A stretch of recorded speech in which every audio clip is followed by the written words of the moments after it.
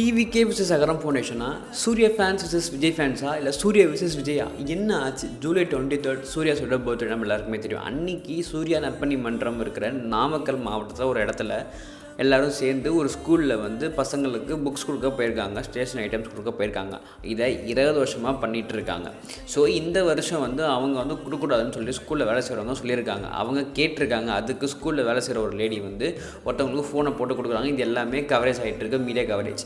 ஓகேவா? ஸோ கொடுத்துட்டு இருக்கும்போது அங்கே அவர் வந்து டிவிக்கு எம்எல்ஏவோ யாரோ பேசுகிறாங்க, அவங்களுமே முடியாதுன்னு சொல்லிட்டாங்க. அதுக்கப்புறமேட்டு அவங்க நியாயத்தை கேட்குறாங்க. அதுக்கப்புறம் ப்ரெஸ் மீட்டுக்கு வராங்க. ப்ரெஸ் மீட்டில் சொல்கிறாங்க, நாங்கள் இதை 20 வருஷமாக பண்ணிகிட்ருக்கோம்.